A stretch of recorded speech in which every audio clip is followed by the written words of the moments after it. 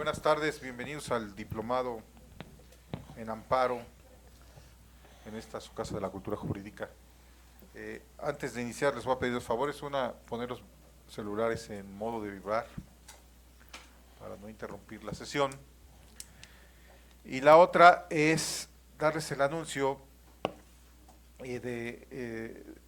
decirles, y como ya les hemos comentado, que la exposición del señor magistrado está contenida completamente en sus dos libros que ya están aquí a la venta, que son Los Derechos Humanos en México y El Control Difuso y la recepción del control de convencionalidad en materia de derechos humanos. Todo el contenido que vamos a ver o que van a ver en este diplomado viene en esos dos libros y van a estar aquí el día de hoy y mañana a la venta aquí, por favor. Pues bueno, yo me permito presentarles al doctor Ariel Alberto Rojas Caballero, que es doctor en Derecho por la Universidad Nacional Autónoma de México, que defendió la tesis El control de convencionalidad en México, su instrumentación y articulación hacia una justicia constitucional integral, que fue aprobado con mención honorífica. Obtuvo el grado de maestro en Derecho Fiscal del Colegio Superior de Ciencias Jurídicas de la Ciudad de México con la tesis Alternativas de Perfeccionamiento al Federalismo Fiscal Mexicano. Egresado del programa de entrenamiento, aplicación de instrumentos internacionales en los tribunales internos, organizado por el Washington College of Law de American University, la Comisión Interamericana de Derechos y el Banco Interamericano de Desarrollo. Ha cursado de 6 diplomados en distintas materias jurídicas y administrativas. Realizó la licenciatura en Derecho en la Facultad de Derecho de la Universidad Nacional Autónoma de México, donde obtuvo el título con mención honorífica con la tesis Análisis Jurídico de la Autonomía Universitaria. El doctor en Derecho Rojas Caballero cuenta con una experiencia docente de 25 años. Ha sido catedrático, entre otras instancias, en la Facultad de Derecho de la Universidad Nacional Autónoma de México, en la Universidad Iberoamericana, en el Centro del Estado de México, en la Escuela Libre de Derecho de Puebla, en la Universidad de Guanajuato y en el Instituto de la Judicatura Federal, Escuela Judicial. Ha sido conferencista, expositor en varios tribunales y universidades del país, en las casas de la cultura jurídica de la Suprema Corte de Justicia de la Nación, así como en otras instancias académicas con diversos temas relativos a derechos humanos, ética judicial, derecho procesal constitucional, jurisprudencia y gestión judicial efectiva. Es autor, entre otros, de los siguientes libros: El control difuso y la recepción del control de convencionalidad en materia de derechos humanos en México, número 117 de la Biblioteca Porrúa de Derechos Procesal Constitucional, prologado por el doctor Eduardo Ferrer MacGregor, juez de la Corte Interamericana de Derechos Humanos. Los derechos humanos en México, análisis y comentarios a la reforma constitucional del 10 de junio de 2011, bases del derecho internacional de los derechos humanos, prologada por el ministro Juan N. Silva Mesa, expresidente de la Suprema Corte de Justicia de la Nación y del Consejo de la Judicatura Federal, con 2 ediciones, la última en 2015. El control de convencionalidad ex oficio, origen en el ámbito regional americano, obligatoriedad para los jueces mexicanos, precisión de sus alcances y retos para el Poder Judicial de la Federación, publicado por la Suprema Corte de Justicia de la Nación dentro de la serie Cuadernos de Jurisprudencia número 8/2013. Y Administración y Liderazgo para Órganos Jurisdiccionales, prologado por el ministro Mariano Azuela Huitrón, editado por Rúa con 3 ediciones. Magistrado de circuito inamovible, adscrito al primer tribunal colegiado en materia administrativa del 16º circuito, con una antigüedad de 20 años en el Poder Judicial de la Federación, integrante del Pleno en materia administrativa del 16º circuito desde su creación. Fue juez de distrito de materia mixta por casi 9 años y ratificado por el Consejo de la Judicatura Federal en 2005. Fue secretario particular y secretario de Estudio y Cuenta de la Suprema Corte de Justicia de la Nación, adscrito a la segunda sala administrativa y laboral dentro de la ponencia del ministro Mariano Azuela Huitrón. Y el magistrado Ariel Rojas Caballero ha sido reconocido por su trayectoria en el ámbito jurídico y como juzgador por la Federación de Colegios, Barras y Asociaciones de Abogados del Estado de Veracruz, AC, y el Gobierno del Estado de Veracruz el 12 de julio de 2004 y el 21 de abril de 2007 por el Colegio Único de Jueces de ese Estado. Le damos un fuerte aplauso al señor magistrado. Muchas gracias, señor magistrado. Gracias. Bienvenido, gracias. Buenas tardes. Pues muy honrado de inaugurar con esta participación mía del día de hoy y de mañana este diplomado en amparo. Creo que es una iniciativa muy importante de la Suprema Corte de Justicia de la Nación a través de la Dirección General de Casas de la Cultura Jurídica, pues llevar a cabo este programa académico, un diplomado de amparo, pues tomando en cuenta el marco constitucional y legal nuevo que venimos estrenando a partir de 2011 y 2013, y desde luego pues ir particularizando las diferencias que existían con tanto en la parte sustantiva de garantías individuales, ahora derechos humanos y sus garantías, y también respecto al ámbito procesal del amparo. Y desde luego, bueno, pues todos los cambios de paradigmas que estas importantes modificaciones constitucionales y legales generaron. Desde luego que también en esto pues es muy importante como abogados pues ir tomando conciencia hasta dónde llegó la reforma y hasta dónde se quedó, y desde luego hasta dónde podemos nosotros esperar que esto pueda modificar el estado de cosas anterior. Como lo comentó el licenciado José Alfredo Anguiano, los contenidos de aprendizaje de estas dos partes, la parte relativa a derechos humanos y la parte relativa al modelo general de constitucionalidad y convencionalidad, están contenidos en los dos libros que me ha editado Editorial Porrúa. Yo francamente siempre en mis participaciones aquí en las Casas de la Cultura Jurídica les comento que pues gracias a la buena voluntad de ustedes que adquieren los libros es que Editorial Porrúa me sigue publicando, porque como una empresa mercantil pues tiene como pretensión que se vendan los libros y no que se conviertan en éxitos de bodega. Entonces pues de alguna manera pues es importante también que ustedes se lleven un material concreto donde puedan profundizar y recordar los conocimientos, porque a lo mejor con la participación en las sesiones del diplomado pues quedan ustedes muy entusiasmados, pero como que hay muchos temas que hay que seguir ahondando y seguir desde luego pues profundizando, ir precisando las tesis de jurisprudencia, los criterios de la Corte Interamericana de Derechos Humanos, las observaciones generales o recomendaciones de los comités de Naciones Unidas, etcétera. Entonces, sí creo que es importante que también ustedes se lleven este material y con el ánimo de estimularlos, ¿verdad?, para que puedan adquirirlos. Grabé unos discos donde está contenida esta exposición, la del día de mañana, y los videos que vamos a ver en las dos sesiones, para que tengan además, bueno, la síntesis de los contenidos de aprendizaje que vamos a llevar. Y como alguna vez me preguntaron en la Casa de la Cultura de Aguascalientes, oiga, y si compro el libro, ¿me lo firma? Sí, con mucho gusto se los firmo, se los dedico, y hasta con fotos si quieren, con mucho gusto, para eso estamos. Pero lo importante es que desde luego tengan ustedes manera de profundizar lo que estamos exponiendo aquí.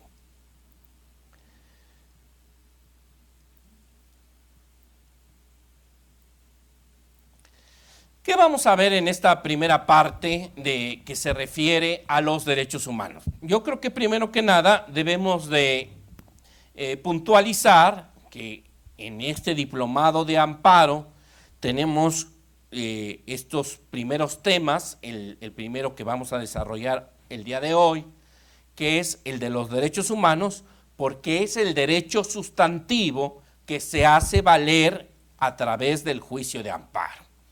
De acuerdo con lo que establece el artículo 103 de la Constitución, pues el juicio de amparo es procedente contra actos y omisiones que violen los derechos humanos contenidos en la Constitución y en los tratados.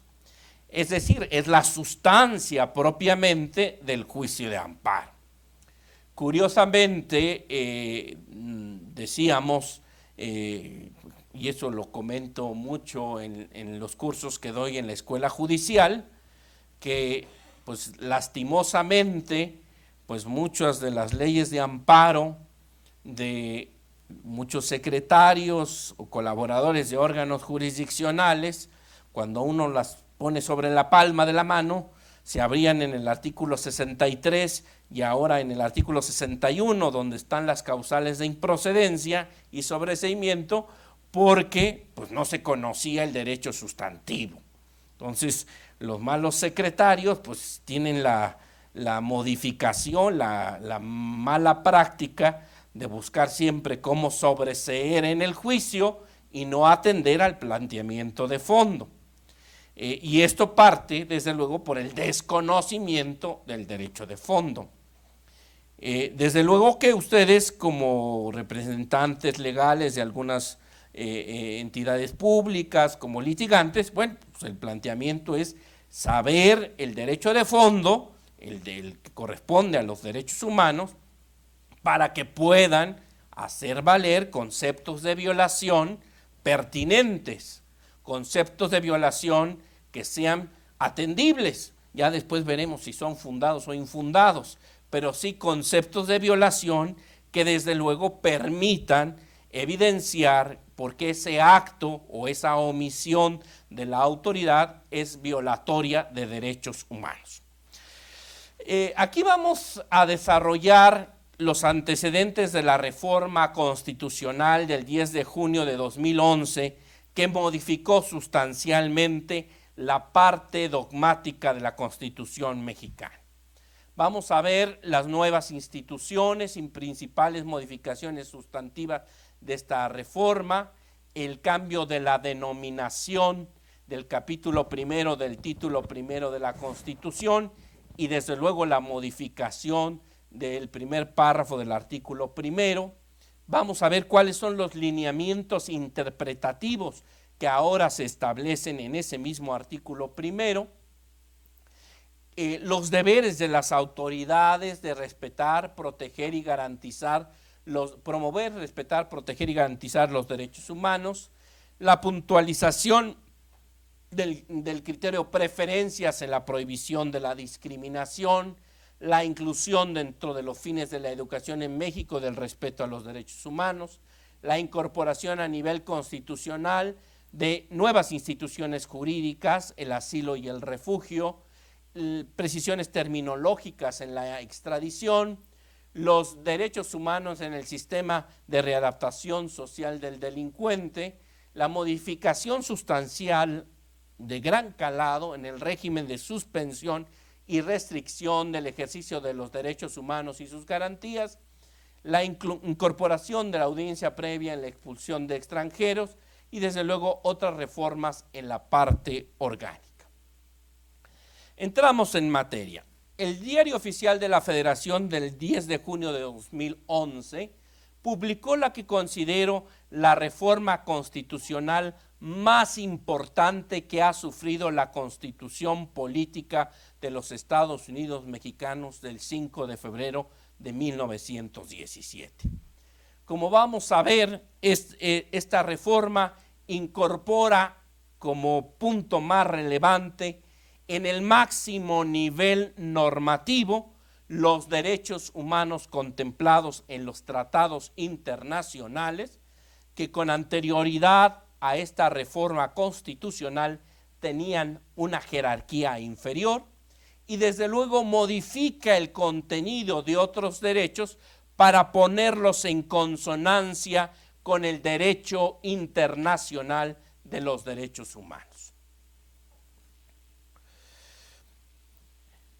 Aquí hay que comentar también que el 6 de junio de ese mismo año, del 2011, se publicó en el Diario Oficial de la Federación también una serie de modificaciones a los artículos 94, 103, 104 y 107 también de la Constitución para fortalecer nuestro juicio de amparo.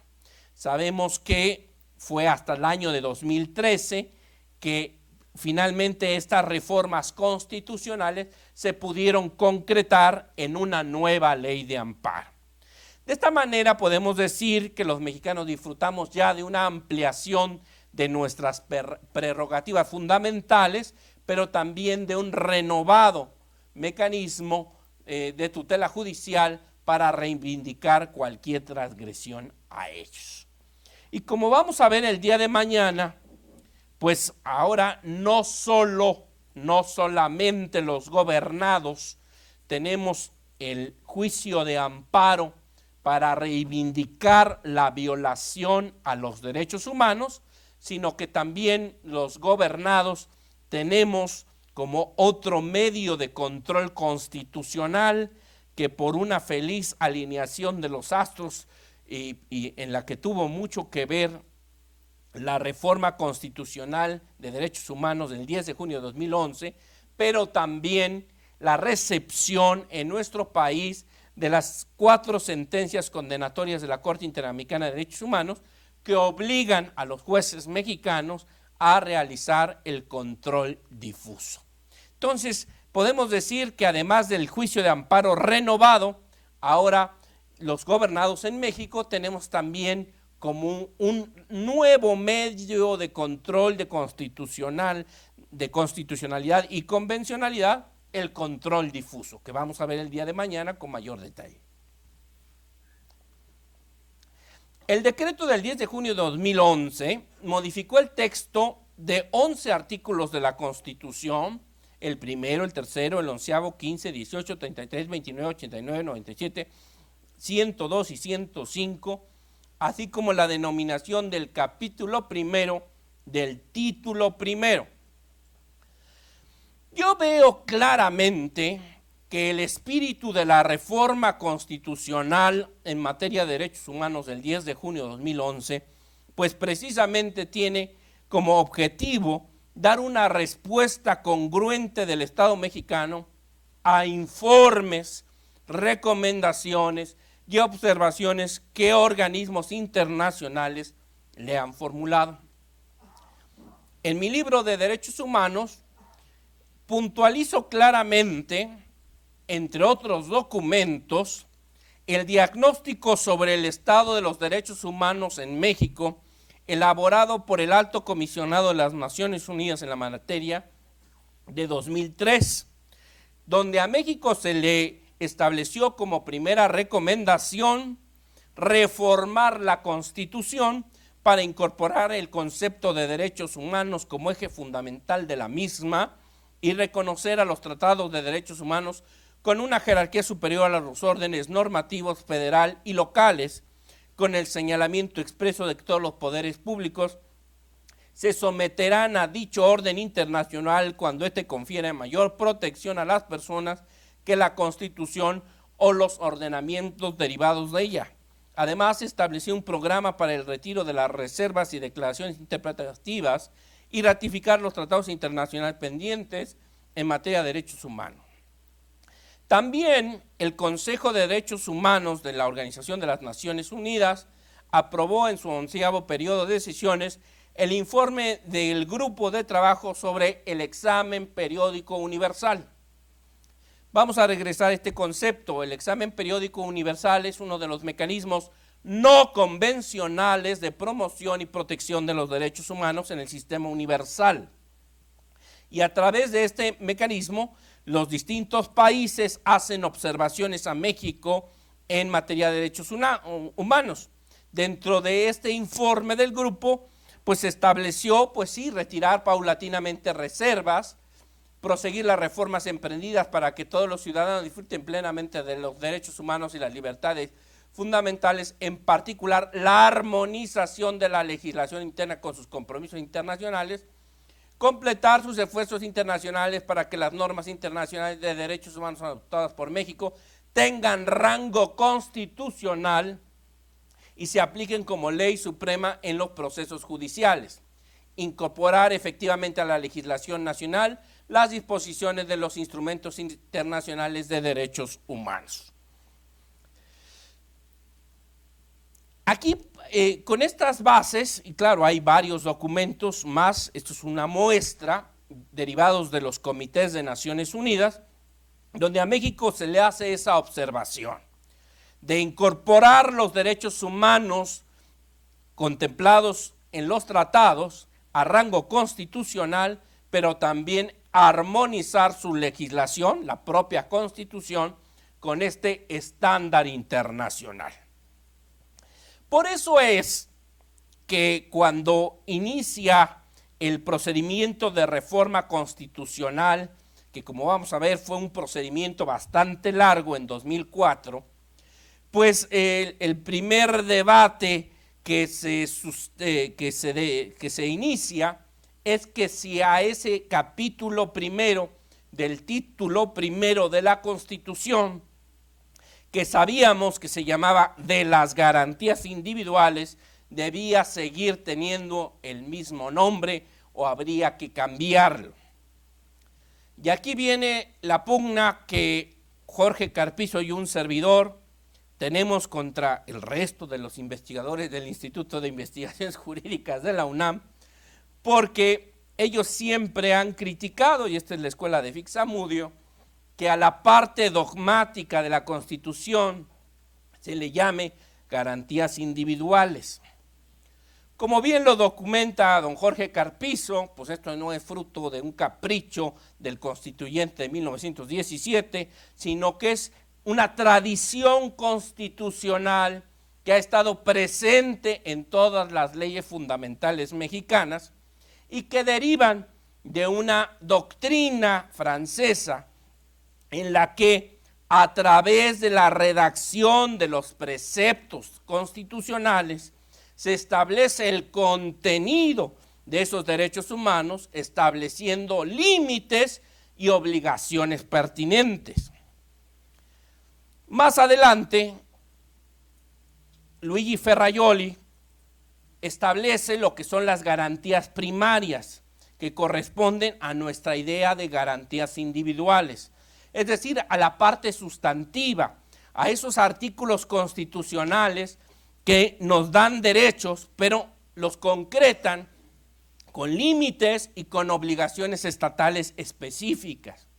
Y hay unas garantías secundarias que son los mecanismos de control constitucional, entre ellos el juicio de amparo, las controversias constitucionales, las acciones de inconstitucionalidad, el control difuso mismo. Pero aquí es el debate y dicen que ha sido una aberración jurídica que a la parte sustantiva de la Constitución se le llame garantías individuales.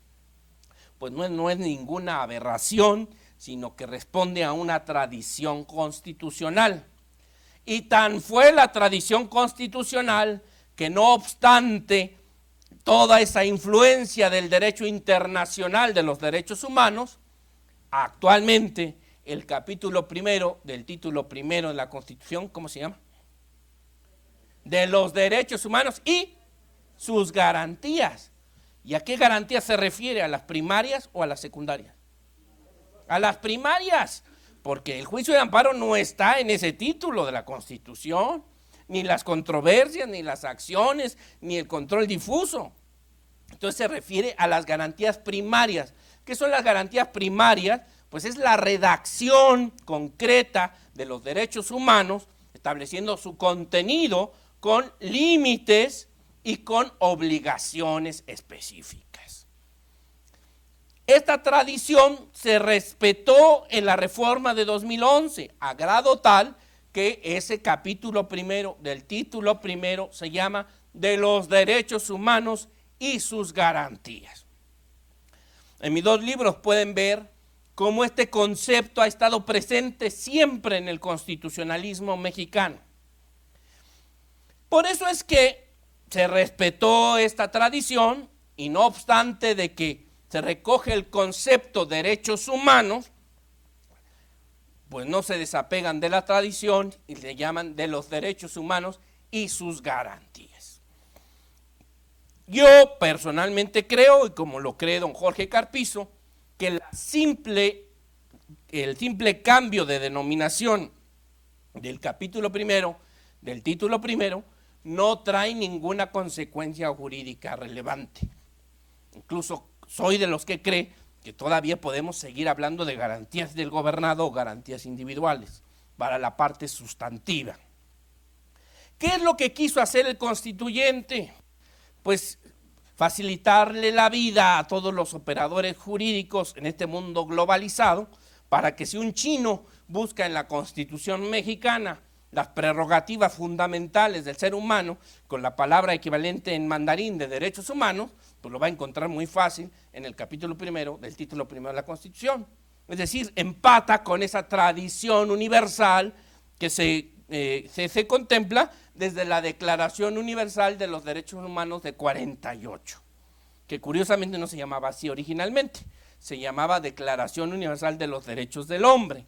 Después, en una resolución posterior, se le cambió a Declaración Universal de los Derechos Humanos de 1948. Se reitera así la idea tradicional en nuestro constitucionalismo de que el ordenamiento supremo le corresponde, a través de la redacción de sus distintos artículos, estructurar formas que efectivamente aseguren la plena vigencia de los derechos humanos. Es decir, se establece el contenido de esos derechos con límites y obligaciones correspondientes.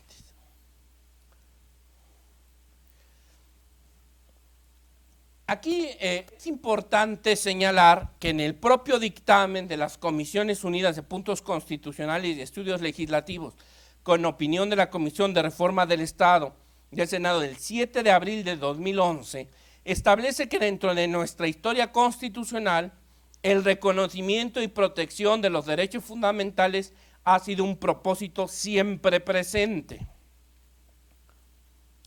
El decreto en análisis, el decreto por el que se reformó la constitucional, por el que se reforma la Constitución del 10 de junio de 2011, tiene como antecedentes varias iniciativas que se presentaron, fíjense ustedes, desde 2004.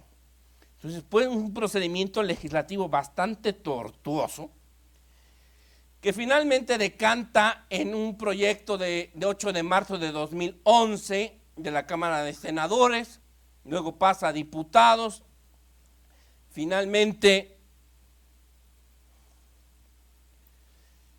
se remite a las legislaturas de los estados y se hace la declaratoria correspondiente de modificaciones a la Constitución.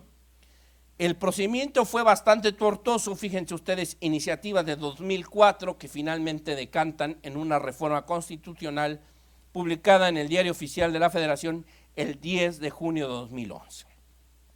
¿Qué trae la reforma? Pues ya algo habíamos enunciado a la hora de ver los contenidos de aprendizaje que vamos a ver aquí,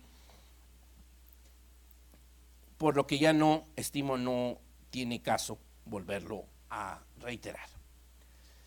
Cambio de la denominación del capítulo primero del título primero, ya veíamos que antes era de las garantías individuales y ahora se llama de los derechos humanos y sus garantías, con la observación de que no se refiere aquí a mecanismos de control constitucional porque no está en el capítulo primero del título primero ninguno de ellos, ¿verdad? Entonces se refiere a garantías primarias, a la redacción de los artículos con sus límites y obligaciones estatales.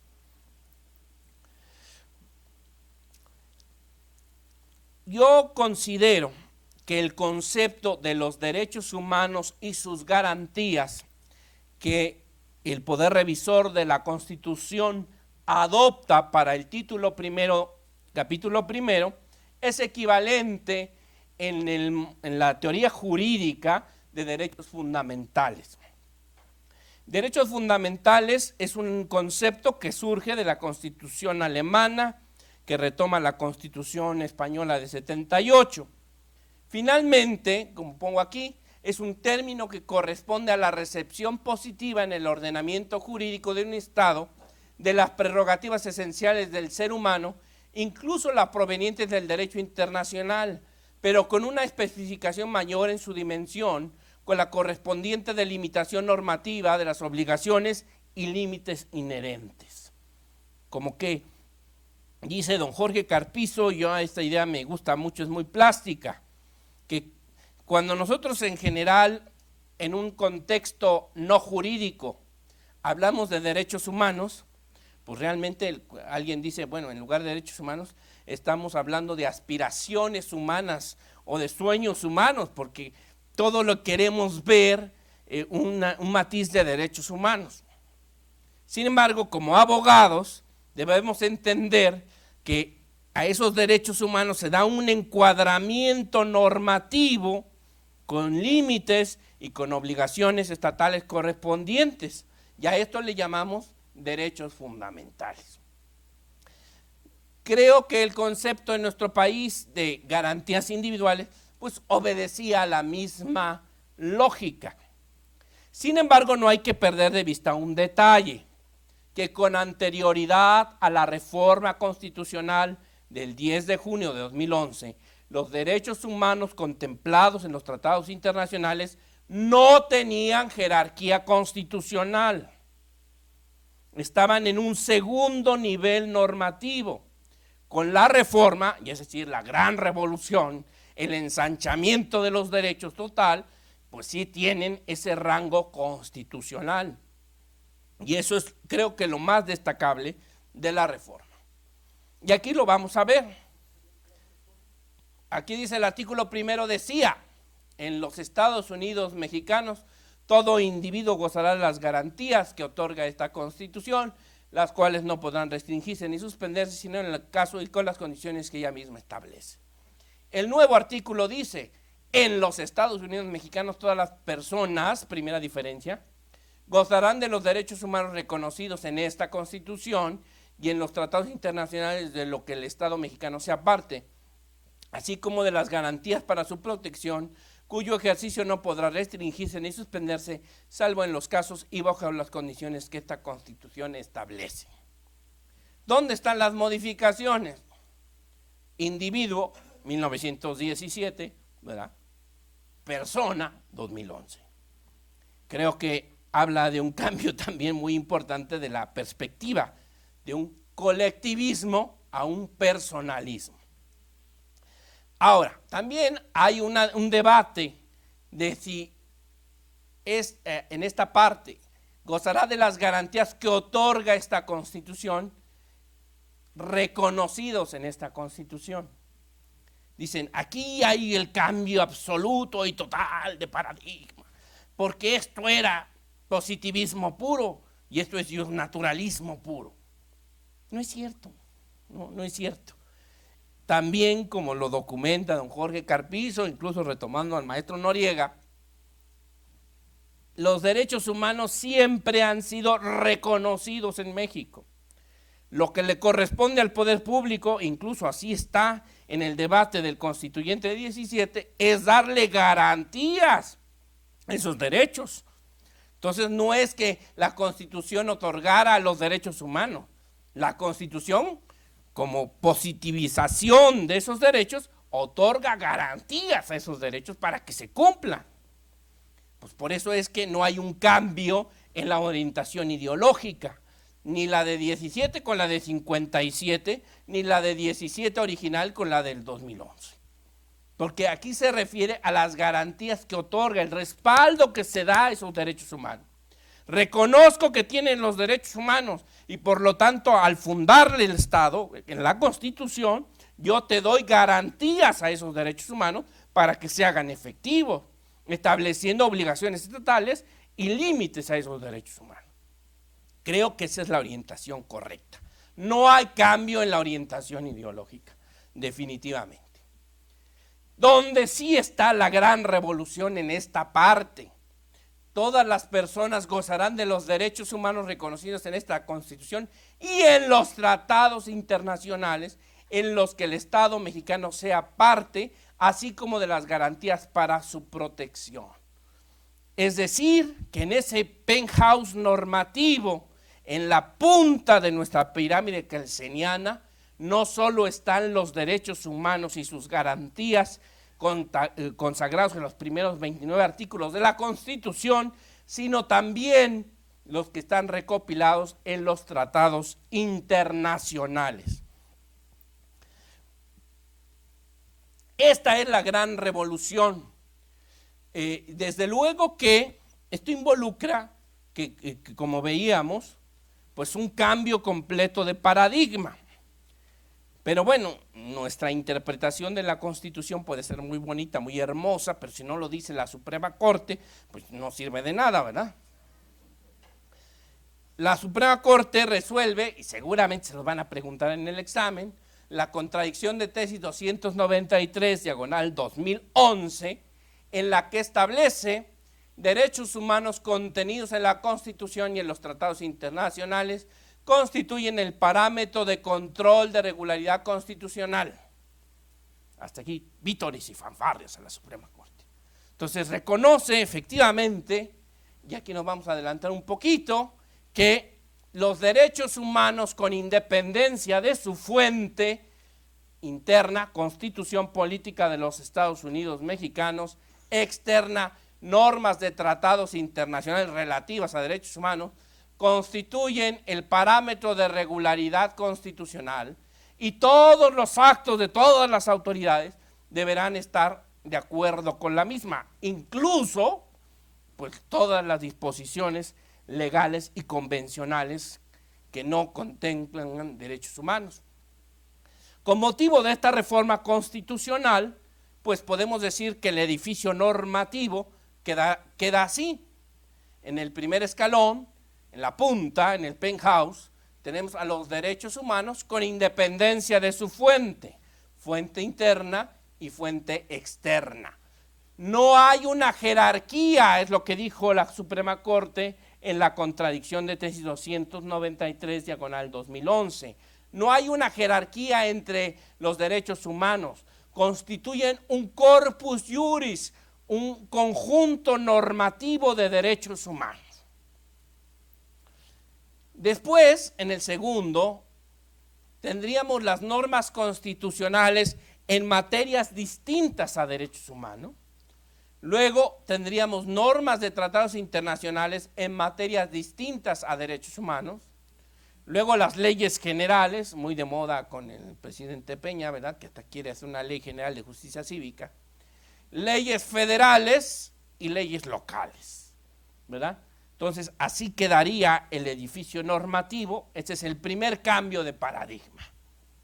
Porque antes las normas de tratados internacionales estaban en el segundo nivel normativo y estaban la Constitución hasta arriba. Y aquí pues se hace una diferencia de que todos los actos estatales pues deben estar en congruencia con los propios derechos humanos. Me regreso un poquito.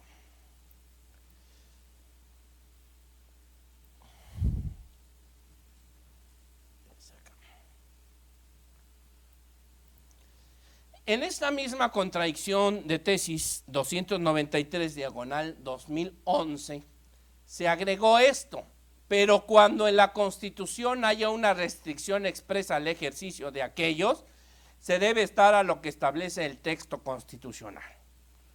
Y aquí es donde todo el mundo dijo, bueno, entonces no, que no había jerarquía entre los derechos humanos. Y bueno, esto ha sido criticadísimo en la doctrina. Creo que esto echa por tierra la interpretación conforme de los derechos humanos que vamos a ver enseguida. Pero bueno, así está el estado actual del arte. En este momento, si hay una restricción constitucional, pues no importa lo que diga el tratado internacional, ha de estarse a la restricción constitucional. Es un tema que creo que, como bien lo dijo el ministro Arturo Saldívar Lelo de la Rea en la discusión de esta contradicción, pues este mismo criterio podría generar responsabilidad internacional del Estado mexicano, porque pues no está cumpliendo con el objetivo de la reforma, que era finalmente que tuviéramos tuviéramos la protección de un derecho humano, el que nos diera mayor protección o estableciera menores límites con independencia de su fuente. Pero aquí no, nos dicen, pues sí tienes derecho a eso, pero si hay una restricción constitucional, pues será la restricción constitucional la que rija. Y bueno, pues como yo les comento, pues esto ha generado un gran debate doctrinario. Hubo votos particulares en este sentido. El más agudo, desde luego, es el del ministro José Ramón Cosío Díaz, que suscribo plenamente y cuyas partes fundamentales comento en mi libro de los derechos humanos, porque creo que nos da pauta de la incongruencia que tiene la propia sentencia de la Corte. Porque si dice que no hay jerarquía entre los derechos humanos, pero luego dice, si hay límites constitucionales, esos deben prevalecer. Hay una contradicción en la propia contradicción de tesis, ¿verdad? No hay una lógica, es lo que dice el ministro Cosío en su voto particular, y yo lo suscribo completamente. Ya veíamos que el cambio, sí hay un cambio en la orientación ideológica de individuo a persona. Los derechos humanos tienen como sustento, pues sólido, una filosofía personalista, el valor de un ser humano completo, el poner en el centro de las instituciones públicas al ser humano, con una dignidad humana intrínseca. Eso sí es, que lo diga la Constitución, creo que ya es importante. En esta parte sí podríamos decir que no es el colectivismo de 1917, sino que es ya una concepción moderna de un personalismo de 2011, que llegó a México tarde, pero después de la Segunda Guerra Mundial, 1948, pues ese era el espíritu que animó a la Declaración Universal de los Derechos del Hombre, propiciado por la propia Organización de las Naciones Unidas. El sistema que se incorpora para la recepción de los tratados internacionales en materia de derechos humanos es uno de los más avanzados al integrar un conjunto normativo o corpus juris de derechos humanos. Hay autores como César Astudillo que hablan de que en nuestro país se ha formado un bloque de constitucionalidad. Precisamente cuando se discutió la contradicción de tesis 293/2011, también el señor ministro José Ramón Cosío Díaz puntualizó que no estamos frente a un bloque de constitucionalidad. El bloque de constitucionalidad surge primero como una idea del derecho administrativo francés, cuando se creó el equivalente al Tribunal Constitucional francés. Se creó este concepto en la jurisprudencia porque, curiosamente, la Constitución francesa no tiene una parte dogmática. Entonces dicen, pues, ¿qué chamba vamos a hacer? Pues si no hay derechos que hagan valer. Entonces la propia Corte Constitucional francesa, el Consejo de Estado francés, creó este concepto de bloque de constitucionalidad y dice, bueno, el contraste deberá hacerse de todo acto de autoridad frente pues a las Declaración Universales de los Derechos del Hombre y del Ciudadano de 1789, los proemios de las constituciones francesas de la Primera a la Quinta República, o sea, de una serie de normas crea ese bloque de constitucionalidad. En México, con esta reforma de 2011, no se crea un bloque, porque ya la propia Constitución tenía ese catálogo de derechos, no es el caso francés, ya teníamos nuestro catálogo de derechos. Lo único que hacemos es abrir la puerta y recibir con esa misma jerarquía los derechos humanos contemplados en los tratados. Entonces, propiamente no hay un bloque de constitucionalidad, sino un conjunto normativo ensanchado de derechos humanos. Insisto aquí mucho y es importante esto, que en el caso de México no tienen la jerarquía normativa, no solamente los tratados internacionales en materia de derechos humanos, sino la idea es más general, porque incorpora con ese máximo nivel normativo las normas de derechos humanos contempladas en los tratados. Desde luego que los tratados internacionales que tienen como materia fundamental derechos humanos, pues sí tendrán esa jerarquía. En el sistema universal, los dos pactos de Nueva York, el Pacto Internacional de Derechos Civiles y Políticos, el Pacto Internacional de Derechos Civiles, Económicos y Culturales. A nivel regional americano, la Convención Americana de Derechos Humanos, Pacto de San José, el Protocolo de San Salvador en materia de derechos sociales. Sí, estos desde luego que tienen esa jerarquía, pero puede haber otras normas que no estén en un tratado propiamente de derechos humanos, pero que recojan un derecho humano. Y este es el caso, siempre saco el ejemplo, de lo que se estableció en el caso Avena. La historia se las voy a simplificar un poquito. Había 51 mexicanos condenados a muerte pues sí, había 51 mexicanos condenados a muerte en ese momento. Bueno, ahorita quién sabe cuántos irán. Desafortunadamente, pues cada vez son menos. Y México solicita una opinión consultiva a la Corte Interamericana de Derechos Humanos para determinar si el derecho de asistencia consular establecido en la Convención de Viena de Relaciones Consulares es un derecho humano que se integra al debido proceso en materia penal. Alguien dice, oiga, ¿y por qué México no demandó a Estados Unidos ante la Corte Interamericana de Derechos Humanos por ese tema?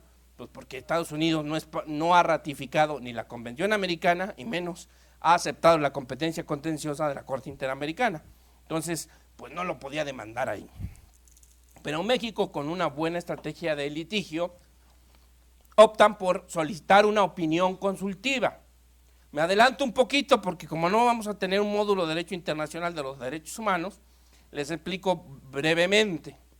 La Corte Interamericana de Derechos Humanos es el máximo intérprete de la Convención Americana, Pacto de San José. La Corte Interamericana de Derechos Humanos, formada por 7 jueces, con sede en San José de Costa Rica, tiene 2 funciones: su función consultiva y una facultad contenciosa.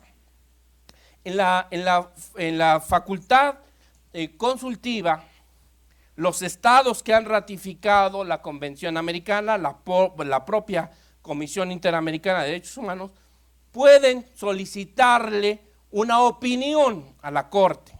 En este caso, México le solicitó esa opinión consultiva a la Corte Interamericana. La Corte Interamericana, en esa opinión consultiva, pues establece que efectivamente que el derecho de asistencia consular contemplado en la Convención de Viena de Relaciones Consulares sí contempla un derecho humano al debido proceso en materia penal. Y su violación entraña la obligación de reponer el procedimiento penal. Con esa opinión consultiva, México lleva el asunto a la Corte Internacional de Justicia en La Haya, Holanda. Y ahí sí demanda a los Estados Unidos de América. Porque sí, Estados Unidos sí, tuvo que fungir como demandado en la Corte Internacional de Justicia, porque la Corte Internacional de Justicia en La Haya tiene su fundamento en la Carta de las Naciones Unidas. Y entonces no es que quiera Estados Unidos, sino que si es miembro de la Organización de las Naciones Unidas, ipso iure acepta la competencia contenciosa de la Corte Internacional de Justicia. México demanda a Estados Unidos y México gana. Y la Corte Internacional de Justicia establece, reconoce la opinión consultiva y condena a Estados Unidos a reponer esos procedimientos. El gobernador de Texas, porque la mayoría estaban en la cárcel de Huntsville, en Texas, desde luego que no suspende la ejecución. La Secretaría de Estado del gobierno de los Estados Unidos presenta una moción suspensiva ante la Suprema Corte de los Estados Unidos, en el caso Humberto Leal García, y el 6 de julio de 2011, la Suprema Corte de los Estados Unidos sale con la embajada de que no podía suspender la ejecución porque no había ley de recepción para la sentencia de la Corte Internacional de Justicia y se empezaron las ejecuciones de los mexicanos. Posteriormente, con base en esta sentencia del caso Avena de la Corte Internacional de Justicia, se piden medidas provisionales para otro mexicano, José Ernesto Medellín, y tampoco se suspende la ejecución. Esta es la historia de una desafortunada recepción de una sentencia internacional. Yo tengo la esperanza de que con esa sentencia pues se pueda demandar civilmente al gobernador de Texas y creo que con una demanda millonaria, pues esto podría sentar un precedente interesante para que en los Estados Unidos pues sí se hagan valer las sentencias internacionales. Pero incluso hay un extraordinario estudio que incluso editó la Suprema Corte sobre este caso Avena. Toda esta historia fue para ilustrar a ustedes que el derecho de asistencia consular no está en un tratado de derechos humanos, digamos que está en un tratado orgánico como es la Convención de Viena de Relaciones Consulares. Sin embargo, pues incluso por la propia opinión consultiva de la Corte Interamericana de Derechos Humanos, bueno, pues esto se reconoce como un derecho humano y por lo tanto pues tendrá la máxima jerarquía normativa en nuestro país, aunque no esté en un tratado de derechos humanos. Esto es bien importante. Y aquí viene, creo que lo más importante de la reforma. Cuando yo empecé a documentar cómo venía la reforma, pues me di cuenta que para los abogados mexicanos se nos venía un cambio de paradigma absoluto, porque cuando nosotros estudiamos Derecho Internacional Público en la licenciatura, pues lo veíamos como derecho de otro planeta, como algo cultural, muy bonito, muy atractivo, pero de poca utilidad práctica. A lo mejor para los compañeros que tenían alguna inclinación por el servicio diplomático o consular, pues podía ser interesante. Pero con esta reforma constitucional, una parte del derecho internacional, pues no solo llega de lleno a nuestro derecho positivo, aunque ya lo era, pero pocas veces se hacía valer el derecho internacional, sino que ahora llega con la máxima jerarquía normativa. Y estamos frente a un universo inmenso. Yo me apuré a hacer mi libro de los derechos humanos en México porque vi precisamente esa carencia de que estábamos frente a un territorio inmenso y no teníamos las bases, ni siquiera un mapa de ese inmenso territorio para poder acercarnos al derecho internacional de los derechos humanos. Entonces, ahora, pues esto es una asignatura, pues digamos, de las más importantes para la formación de los abogados. Y aquí viene, desde luego, uno de los cambios de paradigmas más importantes. Y bueno, pues esto se puede hacer valer en el amparo, y como lo vamos a ver mañana, a través del control difuso.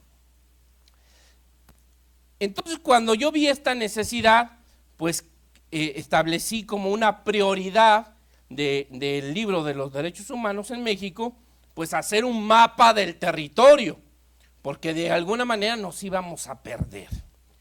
Y entonces, más o menos, podemos decir que el territorio del derecho internacional de los derechos humanos se ubica así.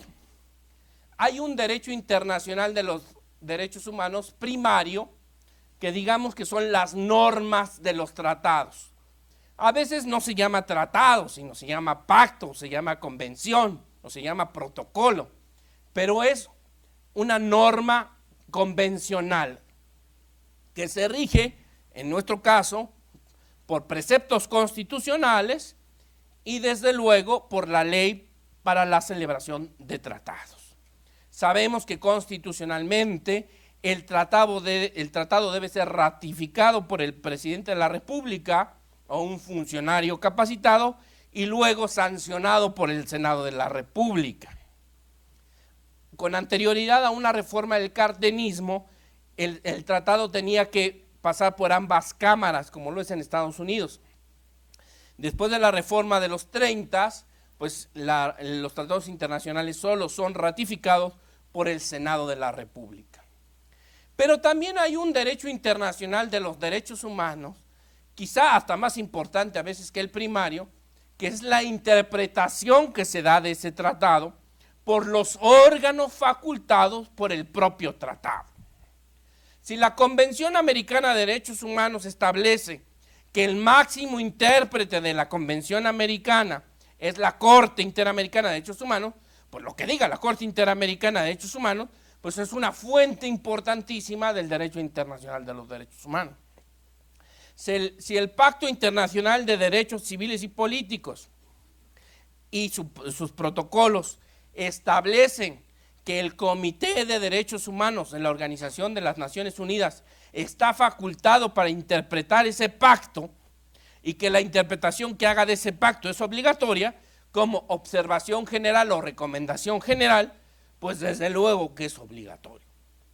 Entonces, aquí es donde pues no solo nos podemos quedar en la norma del tratado, sino más bien en la interpretación que se da de ese tratado. Finalmente, también en el derecho internacional de los derechos humanos hay otra fuente muy importante que es el soft law. El soft law, dicen, es diferente a este que es hard law. Aquí se sigue un procedimiento constitucional para que se haga obligatorio, pero aquí no. Aquí son declaraciones, principios, normas uniformes, directrices, reglas mínimas, pronunciamientos en el ámbito internacional, pero que permiten concretizar las normas de los tratados. No se aprueban constitucionalmente, sino que determinados órganos a nivel internacional han adoptado estas reglas mínimas, estos protocolos, estas directrices, como una orientación para establecer el estándar internacional. Normas frecuentemente invocadas actualmente, como el Protocolo de Estambul, están aquí. La propia Declaración Universal y la Declaración Americana están aquí, no acá.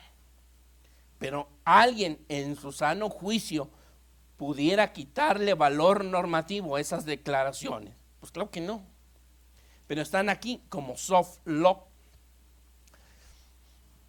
En uno de los anexos del disco que contiene el libro de Derechos Humanos, me di a la tarea de hacer una tabla normativa donde ubiqué los distintos derechos en los artículos de la Constitución mexicana, en la Convención Americana, en el tema regional, en los pactos o en los convenios específicos de Naciones Unidas.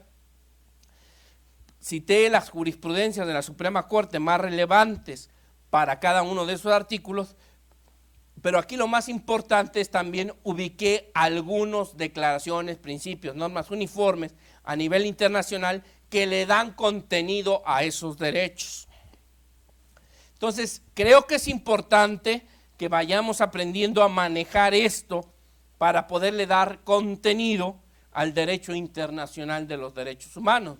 Porque si uno ve las normas de los tratados, pues la verdad, les digo yo que está más aguada que un café de Sambors, ¿no? O sea, finalmente, imagínense ustedes, para poner de acuerdo a nivel internacional un tratado, pues tiene que ser así muy ambiguo, muy general, muy diplomático. Ay, sí. Pero finalmente acá es donde se le da contenido, en las observaciones generales, en la jurisprudencia. Ahí es donde se le da contenido realmente a ese derecho, ¿sí?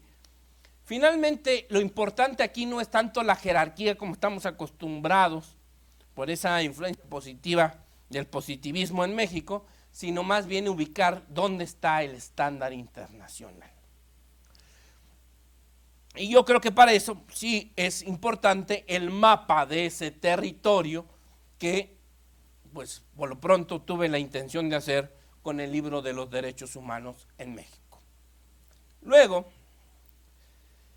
hay que ubicar dentro de ese inmenso territorio que es el derecho internacional de los derechos humanos, los dos sistemas, el universal y el regional.